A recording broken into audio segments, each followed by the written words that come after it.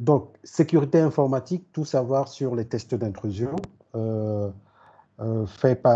présenté par moi-même, Joël et Maxime, de l'entreprise Cyberwatch, qui est notre partenaire sur la partie sécurité audit des systèmes d'information. Il aura l'occasion tout à l'heure de se présenter. J'aimerais commencer ce webinaire avec cette image qui est une allégorie de la sécurité de manière globale et pas seulement du système d'information. Ce monsieur qui a gentiment garé son scooter et qu'il pense l'avoir bien attaché. Parce que si vous regardez bien au niveau du plot, il y a le cadenas, il y a la chaîne, mais il n'y a rien qui protège le cadenas et la chaîne d'être sortis et soulevés pour pouvoir déplacer la Vespa. Donc, c'est un peu ça l'idée qu'on se fait des fois de la sécurité informatique. Quelques statistiques en rappel. 2 milliards de dollars de pertes de PIB en Afrique. Ça, c'est les chiffres de 2019. Sur ce PwC, sur un audit global qu'ils ont fait au niveau de l'Afrique francophone, 2 milliards de dollars de pertes du PIB de la région Afrique à cause de la cybercriminalité. 61% des institutions gouvernementales, telco, banques d'Afrique de l'Ouest sont vulnérables aux cyberattaques. En 2020, 2,32 milliards de dollars contre 1,33 de dollars en 2017 pour le marché de la cybersécurité en Afrique. On voit bien que c'est une problématique qui demande beaucoup d'investissement et c'est une problématique sur laquelle, que ce soit les responsables d'entreprises ou les patrons d'institutions, que ce soit les institutions gouvernementales, les telcos ou les banques ou tout autre secteur, à chaque fois, lorsqu'on échange avec vous, la problématique de la sécurité revient de manière insistante. Donc, d'où l'augmentation de ces parts en termes de marché. Encore quelques statistiques. OpinionWay et Microsoft ont fait un sondage sur la France. Bon, c'est une statistique que je pensais partager avec vous parce qu'elle est parlante. C'est de dire que 8 entreprises sur 10 ont déjà été attaquées. C'est beaucoup. Hein. En réalité, dans les faits, c'est que toutes sont attaquées, mais toutes ne le savent pas. Donc, 29, c'est le nombre d'attaques informatiques par an ciblant une entreprise. Donc, environ une toutes les 2 semaines. Vous voyez que c'est vraiment important. Donc, comment les tests d'intrusion peuvent-ils aider à se protéger des attaques informatiques? Et là, je vais passer la parole à Maxime Alaï-Eddine, qui est le patron et cofondateur de Cyberwatch. Maxime, tu m'entends? Oui, je t'entends. Merci beaucoup, Joël. Okay. Et donc, si je peux partager mon écran, c'est parfait après. C'est bon.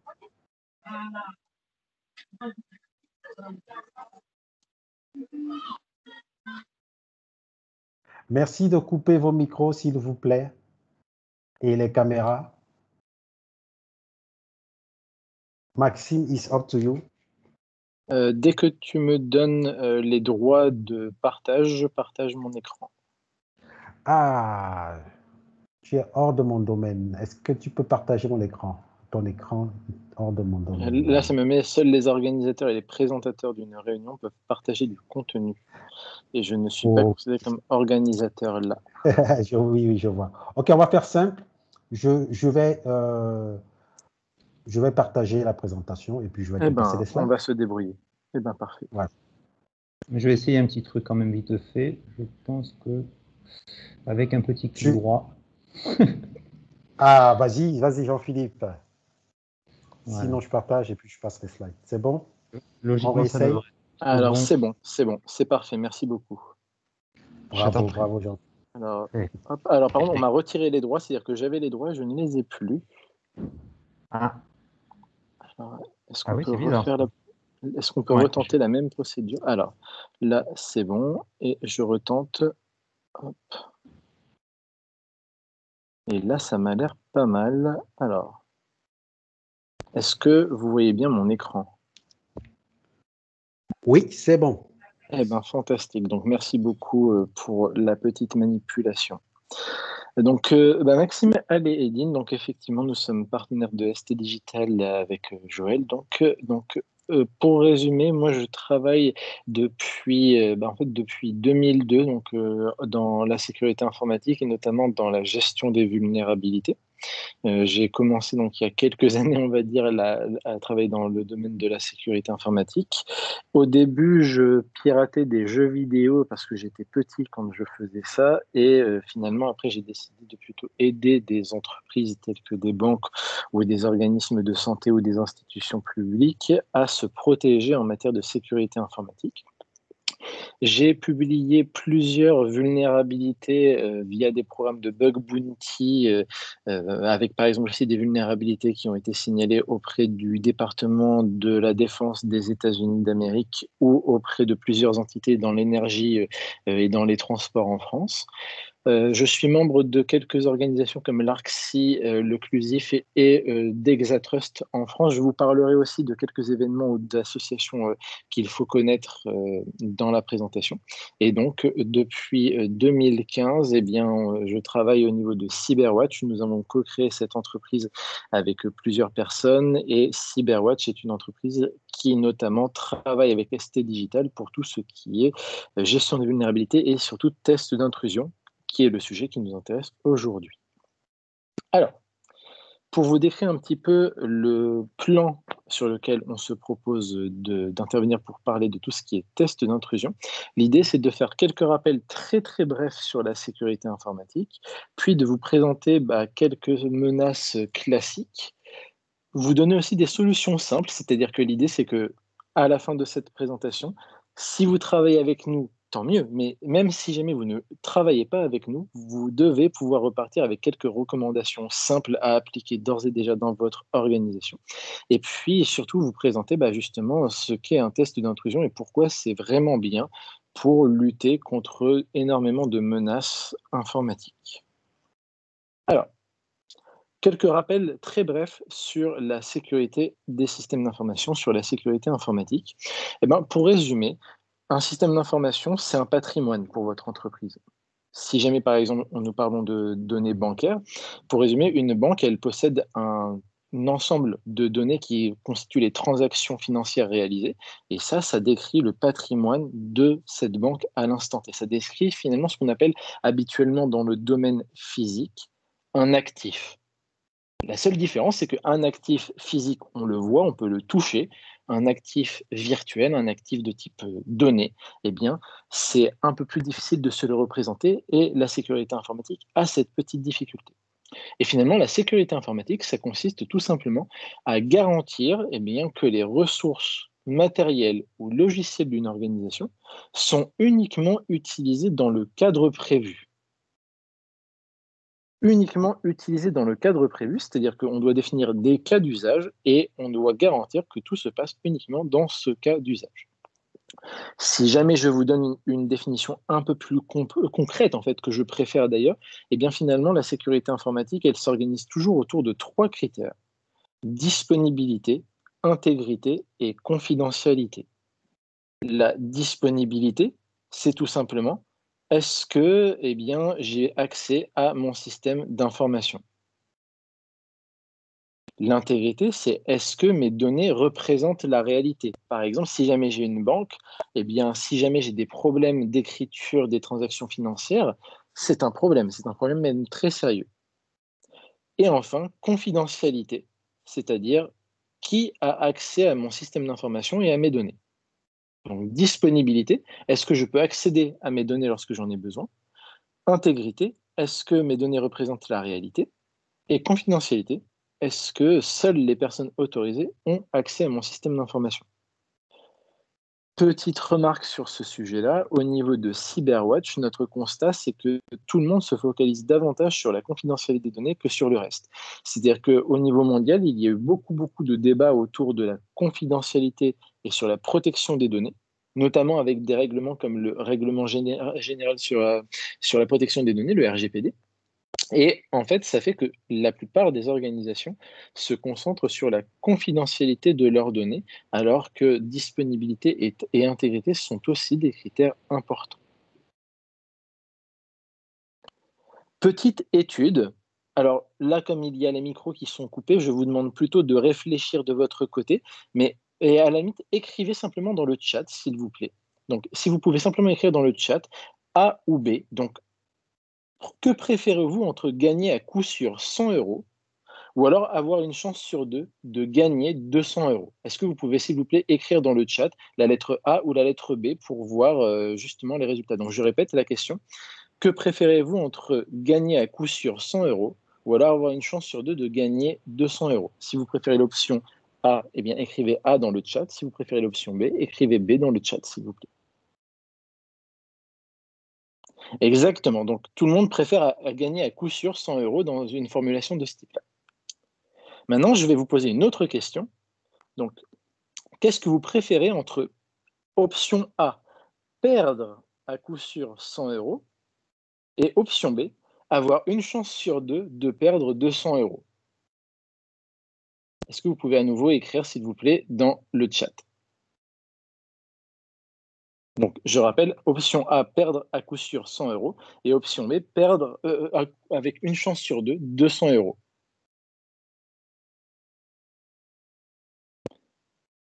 Et là, donc, on a quelques A, c'est intéressant, mais on a aussi beaucoup de B, alors que sur l'étude 1, on avait plutôt que du A. Et en fait, ce que vous venez de décrire ici, c'est quelque chose qui a été étudié par des scientifiques assez connus. Ça s'appelle le phénomène d'aversion à la perte, c'est-à-dire que quand on nous donne l'option pour une même espérance mathématique donnée, c'est-à-dire qu'en fait, entre avoir une chance sur deux de gagner 200 € et à coup sûr gagner 100 €, il y a la même notion mathématique qu'on appelle l'espérance, c'est la même valeur dans les deux cas. Et en fait, le gain certain est privilégié dans 72% des cas, tandis que quand il y a la même formulation mais avec une perte exprimée, eh bien, en fait, on va parler plutôt de perte certaine qui est prise que dans 36% des cas dans ces conditions-là. C'est-à-dire que le gain certain, il est privilégié dans 72% des cas, tandis que la perte certaine est privilégiée que dans 36% des cas. Et ça, c'est ce qu'on appelle donc le phénomène d'aversion à la perte. Et ça, donc concrètement, eh bien, c'est ce qu'on décrit pour la sécurité informatique parce que malheureusement, dans la sécurité informatique, les investissements faits en matière d'outils ou d'audit sont souvent vécus comme une perte et c'est ce qui fait que, entre guillemets, les gens sont joueurs. C'est-à-dire que beaucoup d'entreprises préfèrent prendre le risque de subir une attaque plutôt que, à coup sûr, faire une dépense en sécurité informatique. Donc vraiment, pour résumer, ce qui fait que la sécurité informatique est finalement dans l'état qui a été présenté par Joël avec la petite allégorie, c'est que tout le monde est un peu joueur dans le cadre de dépenses de sécurité informatique. Si jamais maintenant je vous parle des principales menaces et des voies d'attaque qui sont sur le marché, eh bien, on va déjà essayer de se représenter le risque informatique comme le ferait une assurance. Une assurance, son rôle, c'est de vous protéger de ce qu'on appelle des sinistres, c'est-à-dire des problèmes très graves. Et notamment, elle distingue une assurance systématiquement ce qu'on appelle les sinistres d'intensité. Donc ça, c'est des sinistres qui se produisent très rarement, mais qui ont un impact très fort. Et les sinistres de fréquence, qui se produisent extrêmement souvent, mais qui ont un impact faible. Si je vous donne un exemple entre les deux, c'est un sinistre d'intensité, c'est une tornade, et un sinistre de fréquence, c'est plutôt, par exemple, une rayure sur le pare-choc d'une voiture. Et en fait, les sinistres de fréquence, comme ils se produisent très souvent, ils sont simples à modéliser et il est simple de s'en prémunir, il est simple de neutraliser ce type de risque. En cybersécurité, le sinistre d'intensité, c'est une attaque qui va être préparée par un pirate. C'est une attaque qui va prendre beaucoup de temps pour l'attaquant. Et c'est ce qu'on appelle par exemple les fraudes au président. C'est-à-dire qu'on va faire des recherches très poussées avant de vous attaquer. Tandis que le sinistre de fréquence, et ça je peux vous garantir qu'il s'est au moins déjà produit une fois chez vous si jamais vous avez des équipements exposés sur Internet, eh bien ce sont des attaques totalement automatisées qui prennent très peu de temps à un attaquant. C'est par exemple l'utilisation d'une vulnérabilité connue. Donc Les sinistres d'intensité, ce sont des attaques ciblées. Sinistres de fréquence, ce sont des attaques automatisées. Et en fait, quand on regarde le déroulement classique d'une attaque, on est plutôt souvent dans le cadre d'attaques automatisées, y compris pour les attaques qui réussissent. Parce que les pirates, eh bien, ils cherchent avant tout le retour sur investissement. C'est-à-dire que ce qui se passe pour un pirate qui fait une attaque, tout d'abord, il va lancer une vague d'attaques automatisées. Donc on va avoir vraiment des robots qui vont analyser tout ce qu'ils peuvent sur Internet. Et puis finalement, une entreprise ou une organisation va éventuellement tomber suite à cette attaque ou alors laisser une brèche par rapport à cette attaque.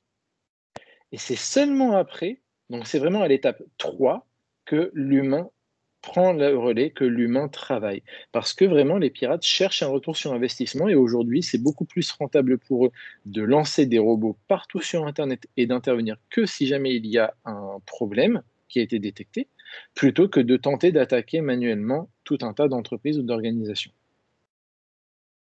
Et donc, si jamais on se concentre sur ce processus-là, eh bien, il faut absolument se protéger des attaques automatisées, c'est-à-dire que des attaques ultra ciblées, vraiment avec la puissance, par exemple, d'un État, ça va être très difficile de s'en prémunir et virtuellement presque impossible, tandis que par contre, la plupart des attaques informatiques consistent en des attaques automatisées. Et c'est de ça dont vous devez absolument vous prémunir. Quels sont les différents types d'attaques automatisées? La première attaque automatisée que je vais vous présenter ici, c'est ce qu'on appelle les attaques par brute force. C'est-à-dire qu'un robot va travailler jour et nuit, toutes les minutes, toutes les secondes, toutes les heures, pour tenter toutes les combinaisons, par exemple, d'un mot de passe. Et donc, il va tenter, par exemple, A, B, C, etc., jusqu'à tomber sur votre mot de passe. Ça, c'est une attaque qui prend juste du temps, il n'y a aucune difficulté technique, mais c'est pour ça que les robots excellent dans ce type d'attaque-là. Ça, c'est pour ça que c'est important de ne pas avoir des mots de passe trop simples à trouver, j'y reviendrai. Et notamment des mots de passe trop courts.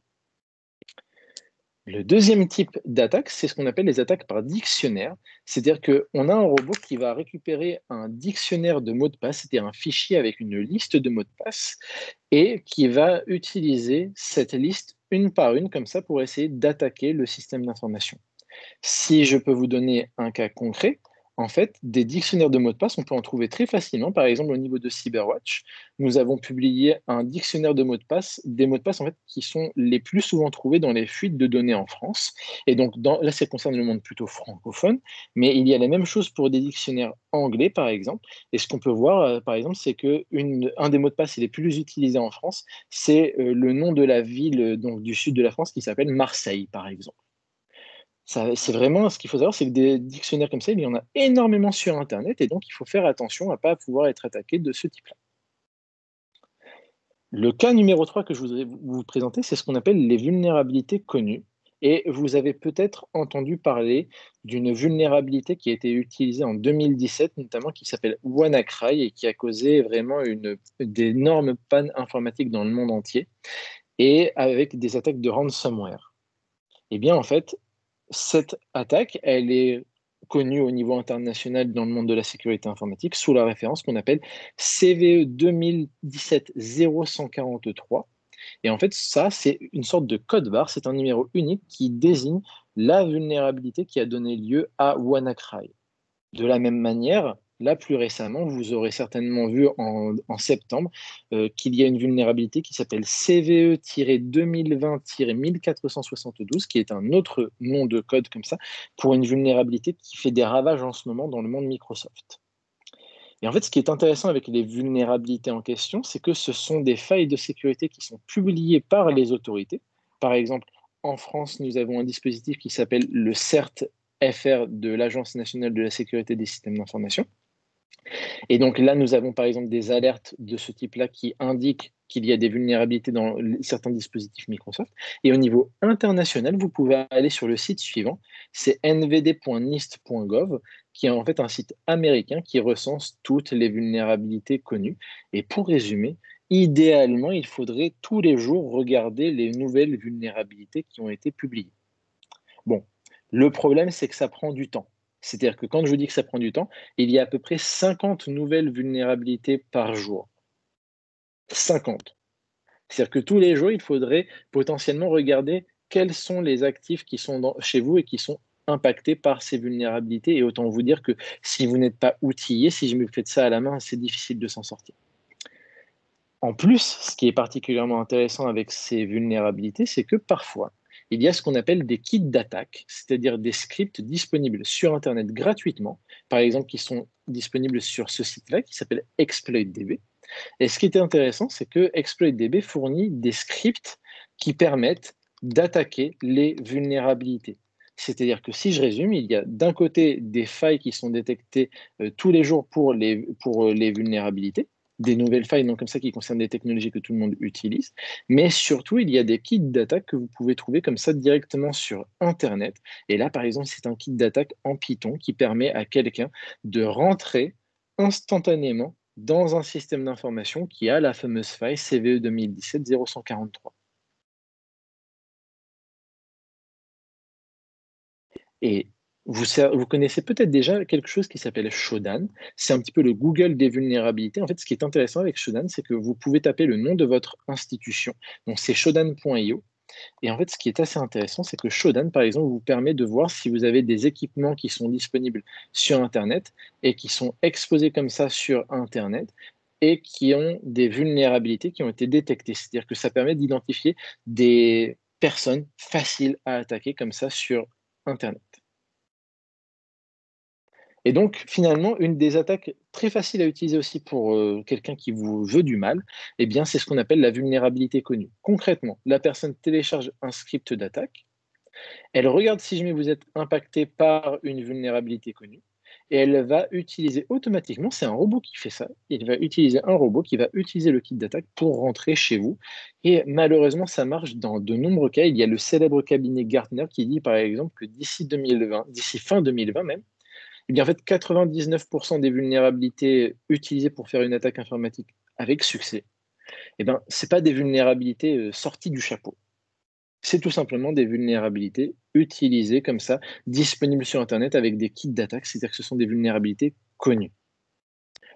Ça, il faut vraiment vous dire que ça confirme vraiment le fait que les pirates, ils ne cherchent pas à innover, ils cherchent à gagner de l'argent et facilement. Et donc, ils reprennent des choses qui sont déjà disponibles sur Internet pour vous faire des dégâts.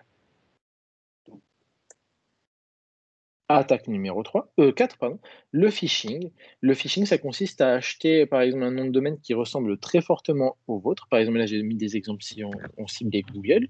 Et derrière, à envoyer des emails très ciblés, très pointus, qui vont avoir l'odeur de votre institution, qui vont avoir le goût de votre institution, qui vont ressembler à votre institution, mais malheureusement, eh bien, les sites en question seront malveillants et la personne qui cliquera sur un lien dans cet email piégé va tomber sur un site qui, la plupart du temps, va dire merci de saisir le login mot de passe. Et ça, encore aujourd'hui, en 2020, c'est redoutable, ça fonctionne très bien. Ces attaques, elles peuvent être utilisées sur différentes parties ou couches du système d'information. C'est-à-dire, par exemple, elles peuvent être utilisées sur une application web, sur une application mobile, sur une application native. Elles peuvent cibler un serveur. Elles peuvent cibler un réseau avec plusieurs adresses IP. Elles peuvent cibler un PC aussi, mais comme on l'a vu avec le cas du phishing, elles peuvent aussi cibler un humain. Et donc, qu'est-ce qu'on peut mettre en face de tout ça? Quelles sont les recommandations simples que nous pouvons d'ores et déjà appliquer pour ces menaces? Eh bien déjà, ce que je voudrais absolument que vous ayez en tête à la fin de ce webinaire, c'est utiliser des mots de passe robustes. Et pour ça, il ne faut pas trouver des mots de passe difficiles à mémoriser. Il faut simplement trouver des mots de passe extrêmement longs. Par exemple, si jamais on compare le mot de passe ici, très difficile à mémoriser, BRFTGLI dièse, eh bien, il faut que 3 heures pour un pirate pour le trouver parce qu'il n'est pas très long. Si vous prenez aussi des mots de passe qui sont en fait constitués de mots assez connus comme AZERTY, c'est très facile pour le trouver pour un pirate. Et l'idéal, c'est de trouver des phrases de passe, finalement, c'est-à-dire des phrases qui vous sont chères et dont vous allez facilement pouvoir vous souvenir et qui sont longues. Par exemple, j'aime compter les moutons 44. Eh bien, c'est un mot de passe très difficile à trouver pour un pirate et qui est très facile à mémoriser. J'aime les sushis, c'est un mot de passe, pareil, très difficile à trouver pour un pirate et très facile à mémoriser. Je suis presque sûr qu'à la fin de ce webinaire, vous vous souviendrez encore de cette phrase de « j'aime les sushis » finalement. Et donc ça, c'est des éléments qui sont faciles à réutiliser pour vos mots de passe. Le deuxième élément, c'est concernant les vulnérabilités connues, les fameuses failles qui sont publiées tous les jours par les autorités, eh bien, il y a un dispositif simple qui vous permet de lutter contre ces vulnérabilités, c'est installer les mises à jour de sécurité. Les mises à jour de sécurité, c'est les fameuses fenêtres qui, lorsqu'elles apparaissent en disant « Est-ce que vous pourriez installer telle mise à jour ?» Eh bien, on clique sur « Plus tard, plus tard, plus tard ». Eh bien, à chaque fois que vous cliquez sur « Plus tard », vous donnez un peu plus de temps aux pirates pour vous attaquer. Et donc, pareil, installez les mises à jour de sécurité, vous faites des analyses de vulnérabilité sur vos systèmes. Concernant le phishing, l'idéal, c'est de sensibiliser le personnel et pour ça, le mieux, c'est de faire simplement des fausses campagnes de phishing avec des outils, par exemple, comme GoFish qui peuvent être utilisés. Donc, pareil, vous pouvez utiliser un outil qui s'appelle GoFish et qui est en open source et qui vous permet de trouver facilement donc, qui, chez vous, peut se faire attaquer via du phishing.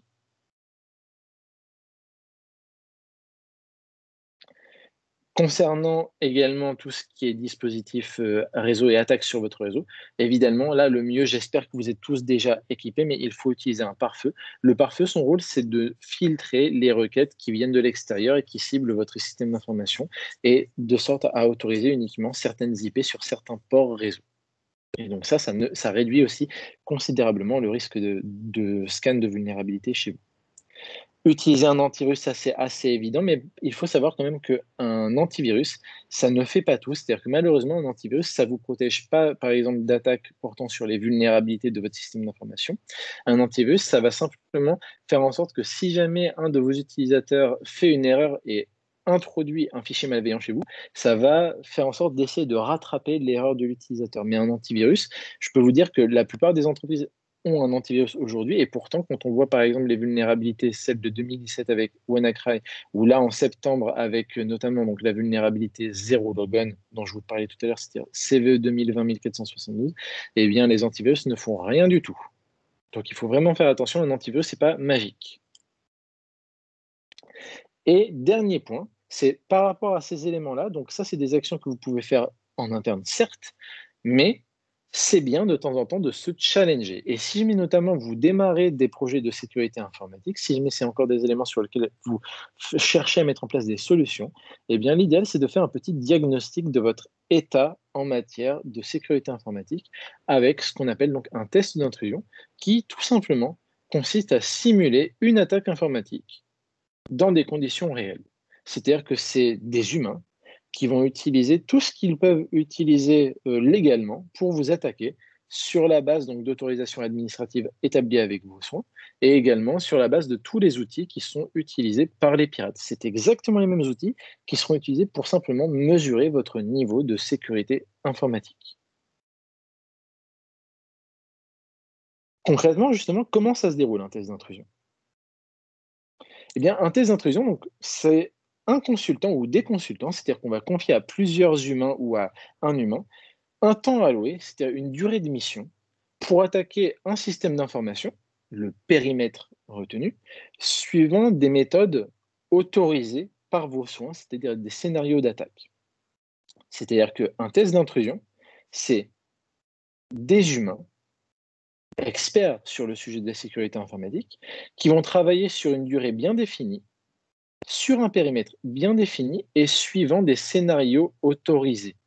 Ce mot-là, il est important, c'est-à-dire que si vous nous dites je vous donne carte blanche pour rentrer dans mon entreprise, par exemple, parfois le plus simple, c'est de rentrer avec un couteau.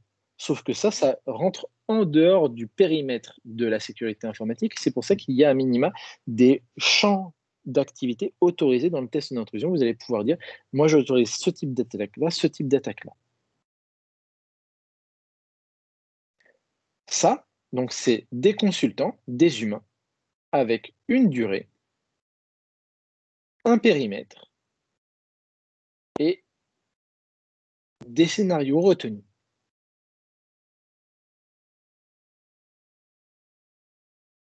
En termes de périmètre, on va pouvoir attaquer des applications web.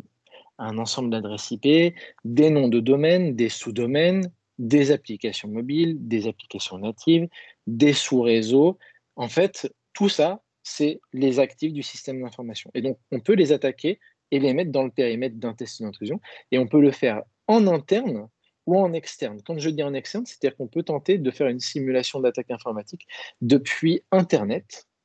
Et quand je dis en interne, c'est que nous pouvons soit nous connecter avec un dispositif VPN au sein de votre système d'information, soit nous pouvons, par exemple, venir directement sur place, en vos locaux, et regarder ce qui se passe. Concernant les scénarios d'attaque, là, il y a une petite terminologie à connaître en test d'intrusion. On parle souvent de tests en boîte noire pour décrire des tests qui sont réalisés en aveugle. Et ça, c'est-à-dire que l'idée, c'est de simuler une attaque réalisée par un attaquant classique qui n'a aucune information sur votre institution. D'autre part, il y a ce que nous appelons les tests d'intrusion en boîte grise, qui visent à avoir des informations partielles sur votre système d'information, par exemple avec un compte utilisateur. Ça vise à simuler, par exemple, ce qui pourrait se produire si jamais un compte utilisateur de chez vous est dérobé. Et enfin, il y a ce qu'on appelle les tests en boîte blanche. Alors là, c'est les tests les plus complexes, les plus longs en général. On a un accès complet à tous les documents. Tout ce qui est lié au système d'information, on y a accès. Et ça permet de simuler une attaque vraiment avancée, réalisée par des personnes qui vous en veulent vraiment, réalisée vraiment dans le cadre d'attaques ciblées. En pratique, si jamais vous démarrez en matière de sécurité informatique, ce qu'on observe, c'est que 90% des tests, c'est de la boîte grise et de la boîte noire. C'est-à-dire que pas besoin de viser tout de suite les tests en boîte blanche. Boîte noire et boîte grise suffisent largement quand vous démarrez des projets de type test d'intrusion. La boîte blanche, c'est pour une fois que vous avez plusieurs rapports qui reviennent positifs.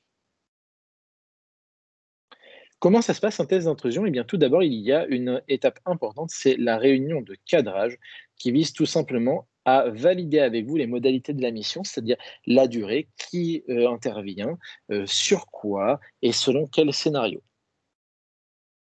Ensuite, il y a la partie signature des documents d'audit et notamment, il y a des attestations de confidentialité, des documents très importants à ce sujet et évidemment tout ce qui est bon de commande, mais aussi ce qu'on appelle de temps en temps des autorisations explicites d'audit, c'est-à-dire des documents qui nous autorisent légalement à intervenir et à faire cette simulation d'attaque.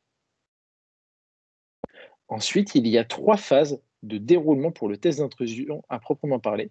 C'est ce qu'on appelle la phase de découverte du périmètre, c'est-à-dire que l'idée, c'est parmi tout ce que nous sommes autorisés à frapper, quels sont les ports réseau exposés, quels sont les services exposés, quels sont les logiciels que nous pouvons effectivement atteindre.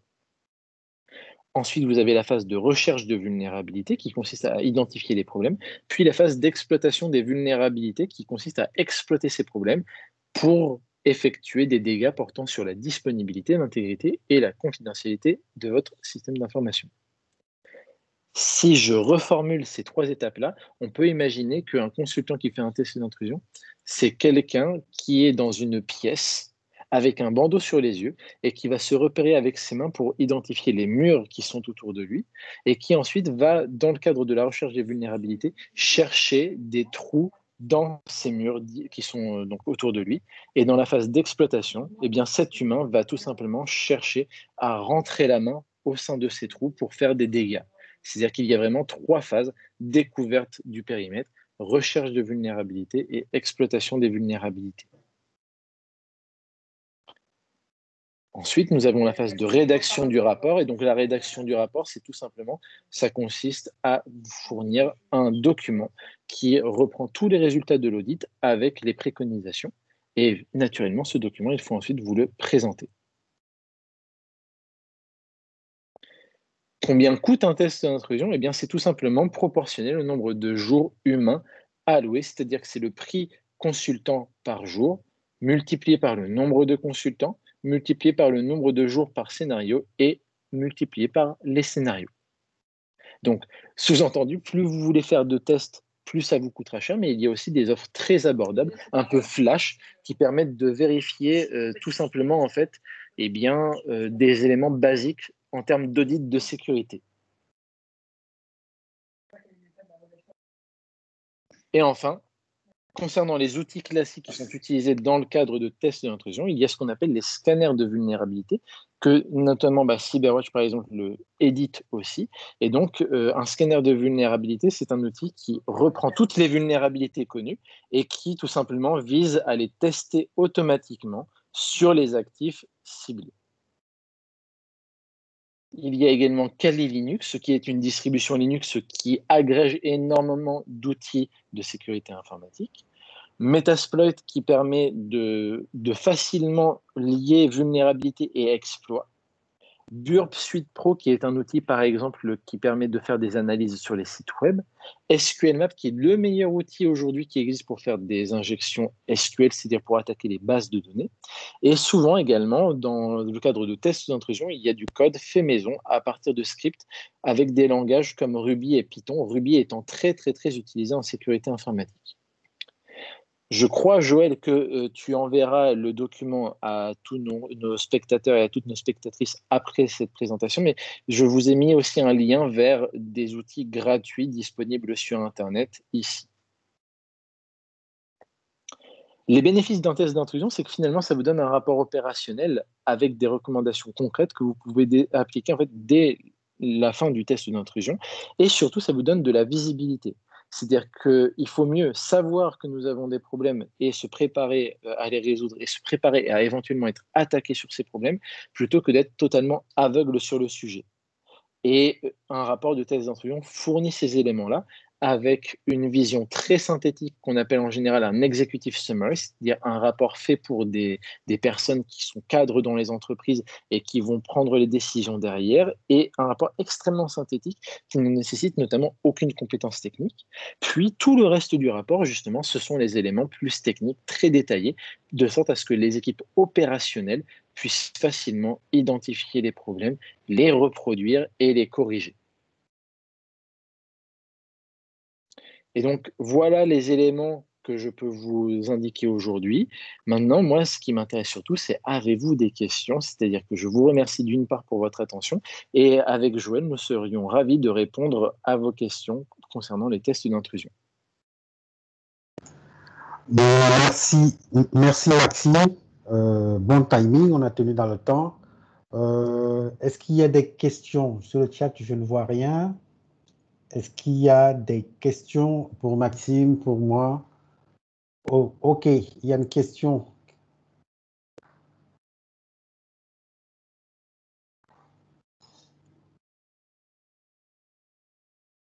La question vient de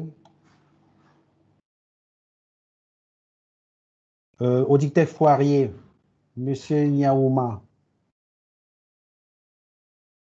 C'est ça?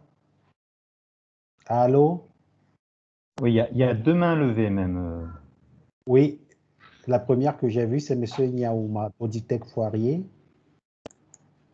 Est-ce qu'il m'entend?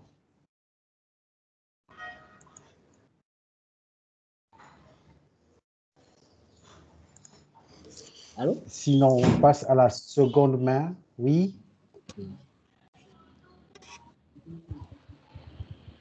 Allez-y, allez-y. Allez-y, posez la question, oui.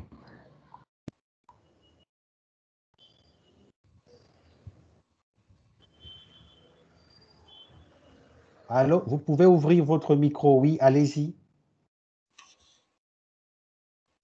Allô? Oui, Bonsoir tout le monde. bonsoir, vous pouvez parler un peu plus fort, s'il vous plaît. Bonsoir tout le monde. Bonsoir, bonsoir. Ok.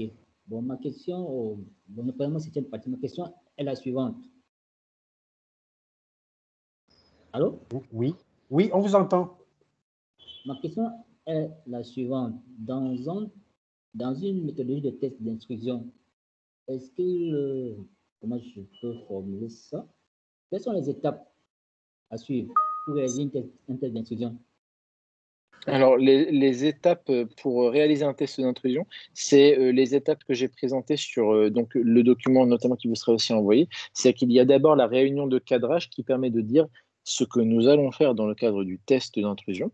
Ensuite, il y a une petite partie administrative et surtout derrière, il y a donc les 3 phases de découverte du périmètre à auditer, c'est-à-dire on explore ce que vous nous avez autorisés à tester. On regarde tout ce que nous pouvons atteindre, puis on recherche les vulnérabilités sur en fait, ce périmètre. Et une fois que nous avons donc fait cette recherche de vulnérabilité, nous utilisons ces vulnérabilités pour voir jusqu'où nous pouvons aller en termes de dégâts. Et après, il y a la partie rapport.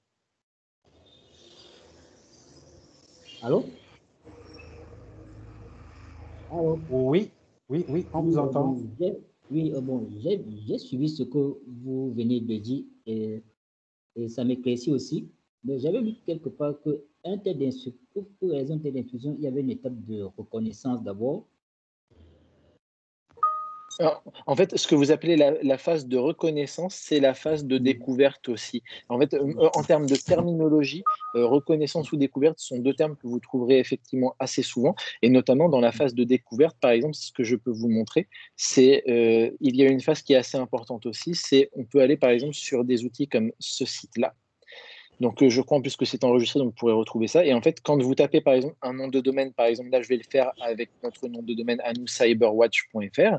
Si vous cliquez dessus, vous verrez gratuitement, c'est un outil donc gratuit là-dessus, qui vous donne immédiatement tous les sous-domaines associés à l'organisation que vous regardez. Et ça, c'est très intéressant. C'est-à-dire que dans la phase de découverte, il y a effectivement cette phase de reconnaissance que vous indiquez ici, qui permet d'identifier, en fait, toutes les adresses IP qui semblent liées au système d'information. Et pour tout vous dire, la plupart de nos clients, en fait, nous donnent leur nom de domaine sans connaître tous les sous-domaines qui sont associés aussi à leur domaine principal. Et donc, on fait cette étape-là aussi pour eux.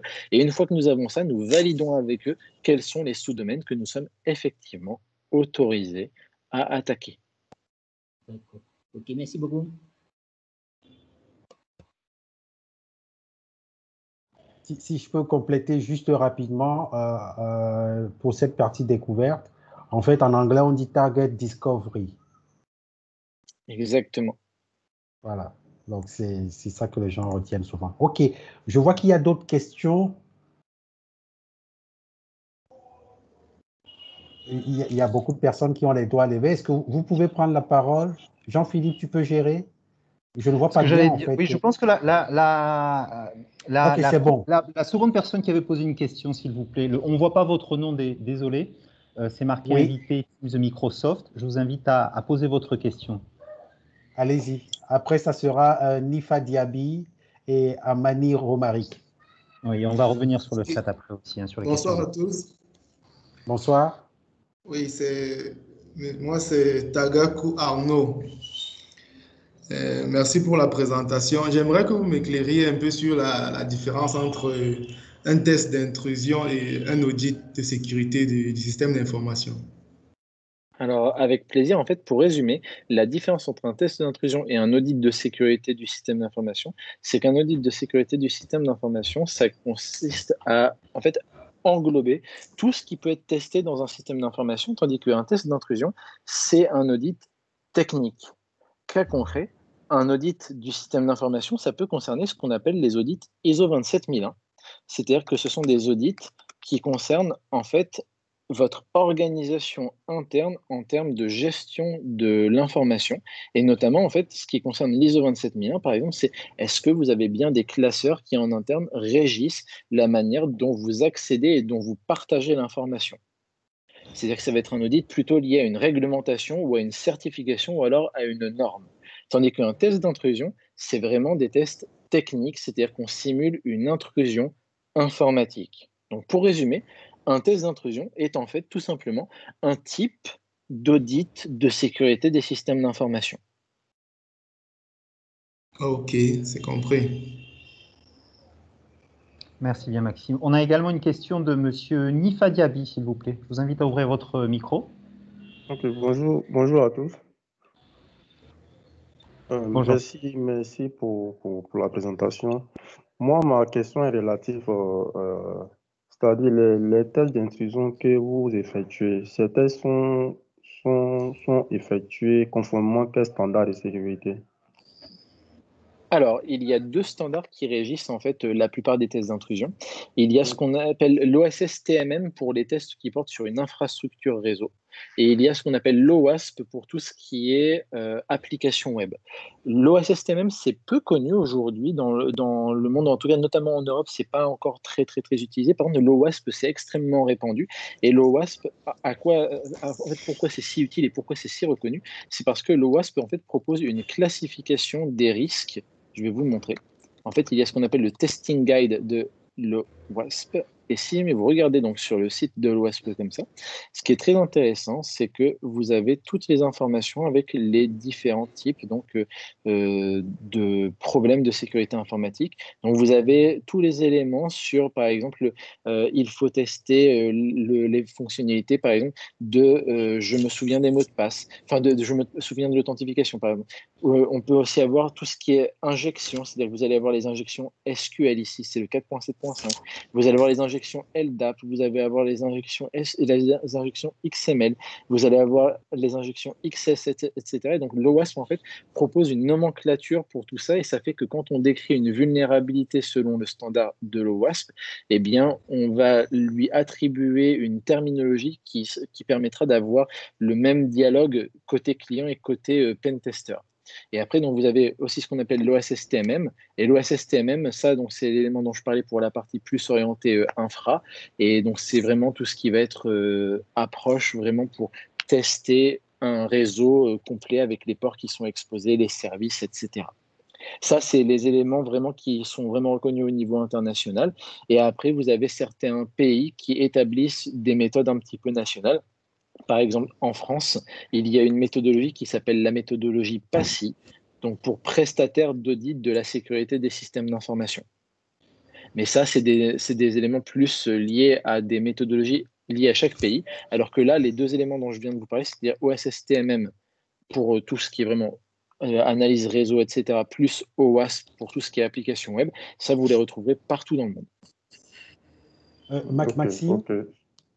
juste pour compléter ta réponse et en poser une question aussi, comment l'OSSTMM et l'OWASP se positionnent par rapport à l'ISAF, par exemple, Information System Security Assessment Framework?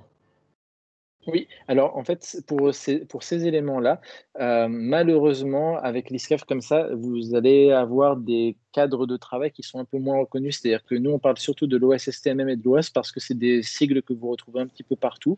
Après, si jamais il y a des clients qui demandent spécifiquement à ce qu'on utilise d'autres frameworks, d'autres d'autres méthodes tout simplement, on peut aussi s'adapter puisque pour résumer, l'OWASP ou l'OSSTMM, en fait, c'est des méthodes qui sont plus ou moins réutilisées un peu partout dans le monde. Et donc, ce que je veux dire par là, c'est que c'est un petit peu blanc bonnet et bonnet blanc. C'est-à-dire que finalement, c'est la même chose, mais on ne l'appelle pas avec exactement le même nom, c'est tout.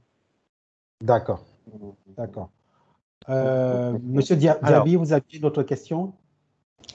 Ok, non, je suis satisfait de sa réponse. Non, il y a la méthode aussi PTS, Penetration Testing Executing Standard, qui est pleinement utilisée aussi.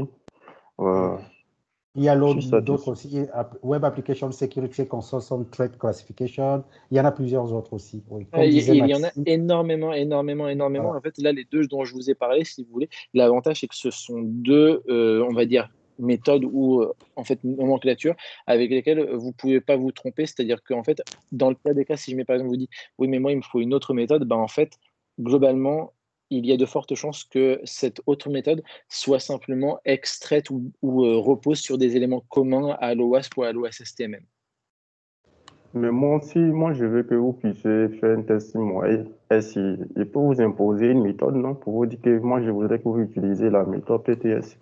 Ça peut se faire? Mais si jamais vous demandez une méthode très particulière, il faut simplement qu'on regarde avec vous déjà si jamais effectivement la méthode que vous demandez absolument d'utiliser s'applique dans le cadre du travail. C'est-à-dire que par exemple, ça nous est déjà arrivé que certains clients fassent des appels d'offres, si vous voulez, en mettant par exemple, je voudrais moi absolument qu'il y ait de l'OWASP pour faire un test sur mon réseau. Le problème, c'est que l'OWASP, par exemple, ne s'applique qu'aux applications web. D'ailleurs, c'est même dans le nom.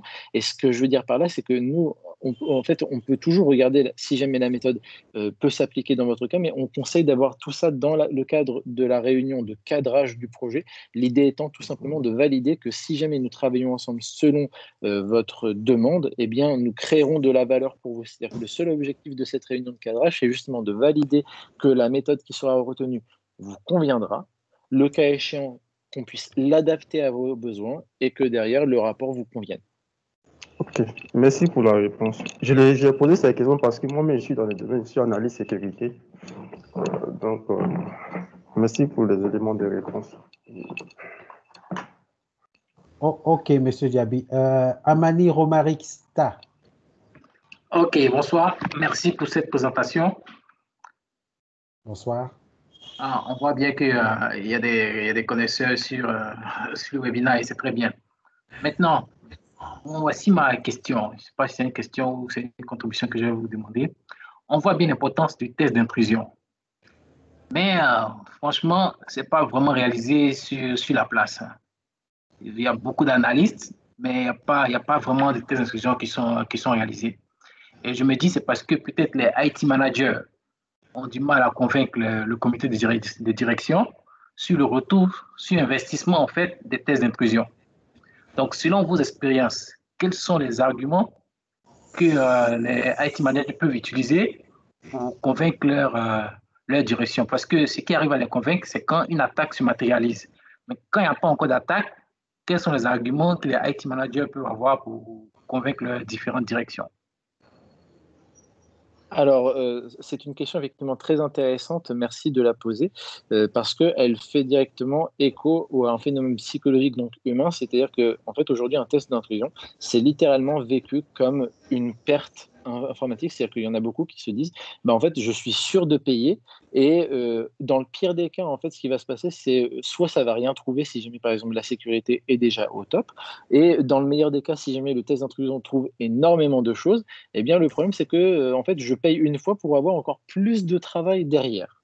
Donc, effectivement, il y a un vrai problème là-dessus.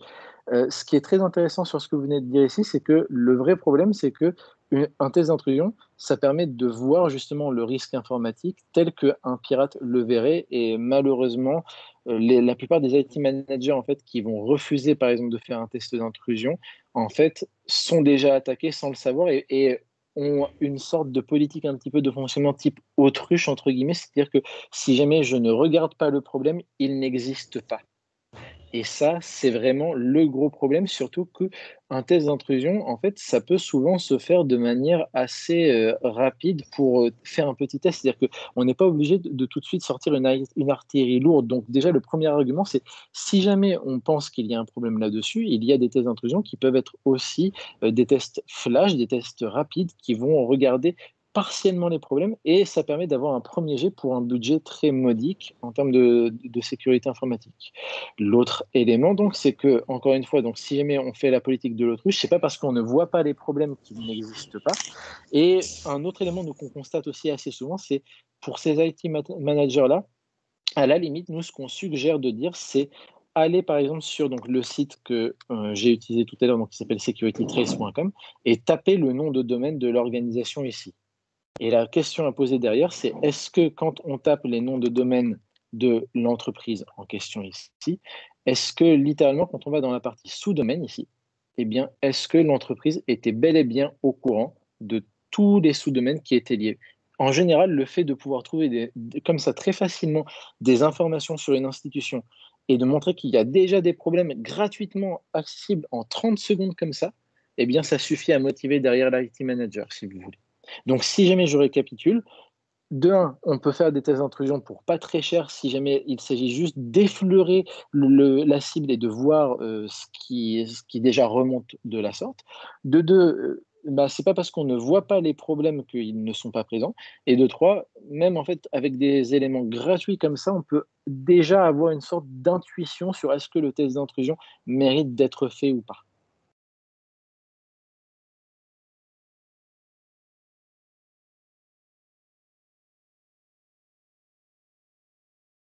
Est-ce que cela répond à votre question? Oui. Donc, un test partiel, budget réduit, et puis les plateformes dans Security Trace. Ok. Et en C'est général, bien. hein, vraiment, il suffit simplement d'aller sur Security Trace et de voir si jamais il y a des noms de domaine qui sont inconnus. En général, quand il y en a certains qui sont inconnus, l'IT manager en général se dit oh là là, ok, en fait, déjà en 30 secondes comme ça, je vois que j'ai des problèmes. Là, ça vaut le coup de regarder un petit peu plus près si jamais il y a de vrais problèmes sérieux ou pas. Ok, bien noté.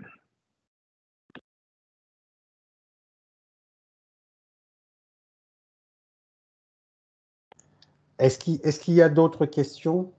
Je vois que tout le monde est toujours connecté, donc ça veut dire que nous sommes tous concentrés. Peut-être la dernière. Oui, monsieur Romaric. Voilà. Maintenant, aussi, sur quel environnement on peut faire des tests d'intrusion? Parce que très souvent, on a directement des environnements de production. Oui, alors en fait, Quelles ça dépend vos des objectifs. recommandations? En fait, nous, on recommande de faire ça sur la pré-production si et seulement si celle-ci représente réellement un état identique à la production. Et nous, ce qu'on observe, c'est qu'en pratique, malheureusement, les environnements de pré-production sont différents en termes de comportement de la production. Donc, nous, ce qu'on recommande, c'est dans l'idéal de faire sur la pré-production si jamais c'est identique à la production. Et après, pour les clients qui sont un peu plus mûrs sur le sujet, qui ont déjà fait plusieurs tests d'intrusion, des tests en production ne posent aucun problème si jamais c'est bien fait par des consultants expérimentés, puisque pour résumer, un consultant expérimenté va faire attention à éviter de casser le système en question, c'est-à-dire qu'un consultant expérimenté est capable de se dire « Oula, je vois que là, par exemple, là, cette application web ultra critique, je vois qu'elle réagit mal quand je fais ce type d'opération. Je vais poser la question à mon client pour savoir si jamais je peux aller plus loin, si jamais on se dit « Ok, là, a priori, il y a un problème et ils vont regarder en interne. » Le tout donc en évitant de cracher l'application. Ok, merci beaucoup.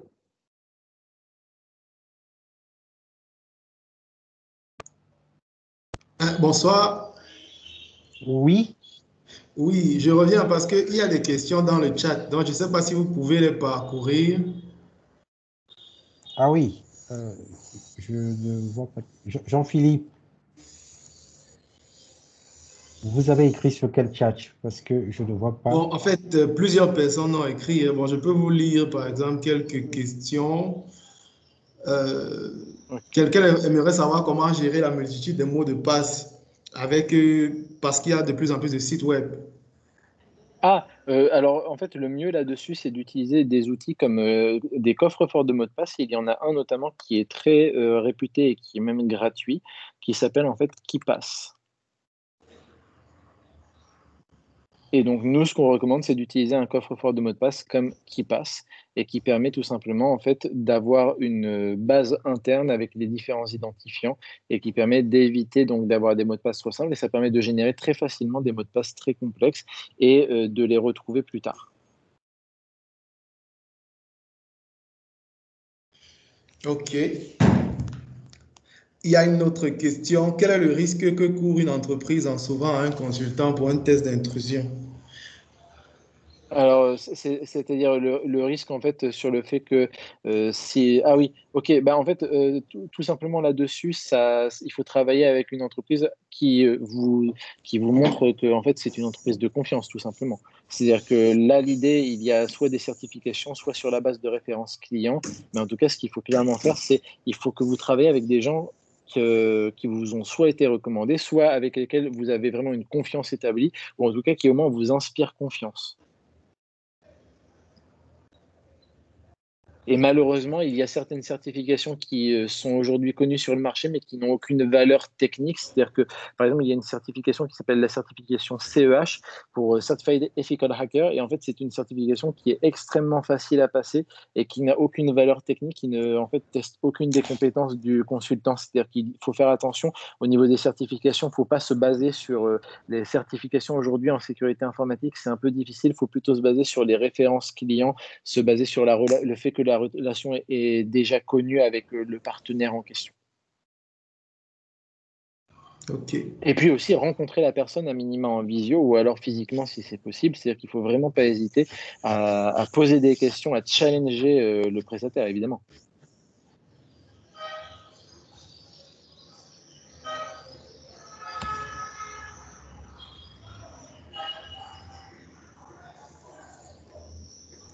Merci. Pierre, vous avez la parole.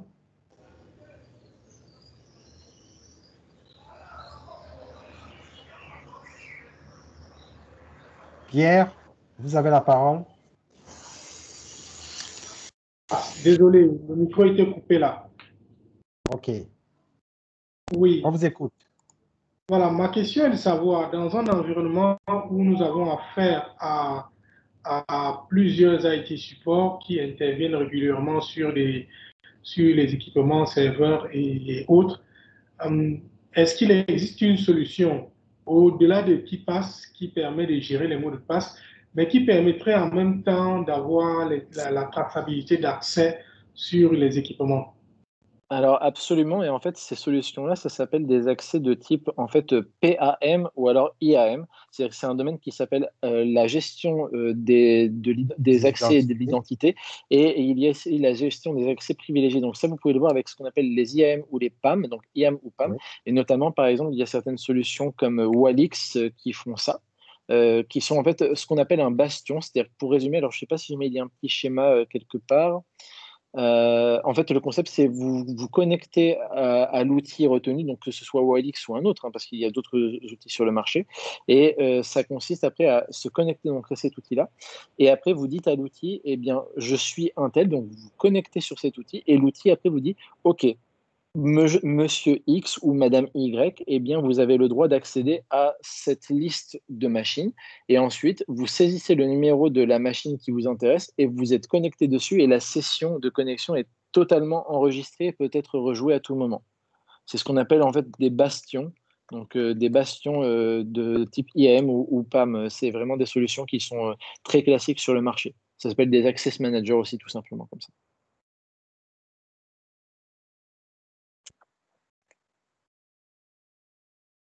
Est-ce que cela répond à votre question? Oh, oui, oh, oui, merci.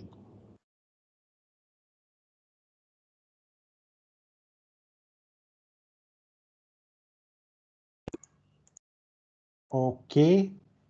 On va prendre une ou deux dernières questions et on va clôturer.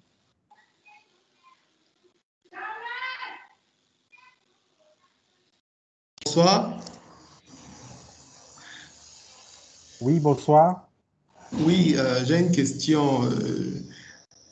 On pourrait se demander pourquoi est-ce que moi-même je ne ferais pas mes tests d'intrusion. C'est aussi une question qu'un manager peut me poser. Le manager peut me dire, j'étais recruté parce que tu as les compétences.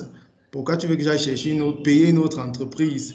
Tu as les compétences. Pourquoi toi-même tu ne peux pas faire le test d'intrusion?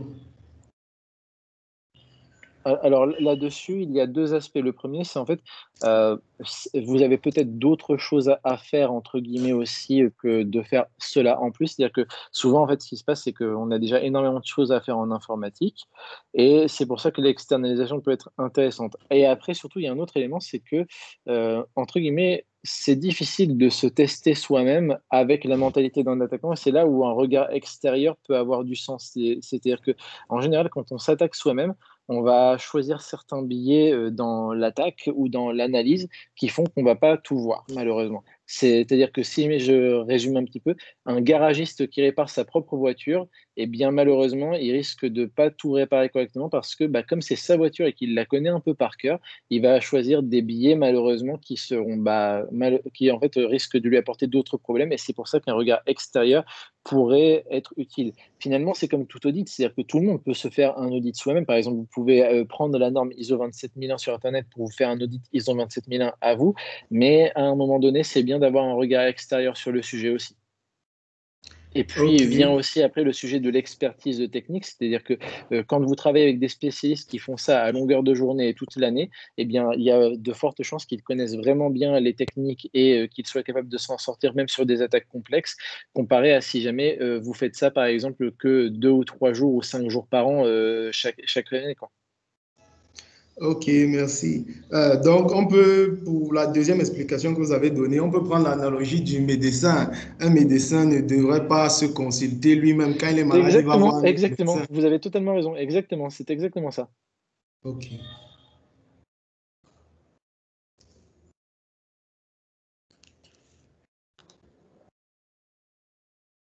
OK. je vais clôturer. Je pense qu'il n'y a plus de questions. Merci à tous pour votre attention. Merci Maxime, notre partenaire de Cyberwatch.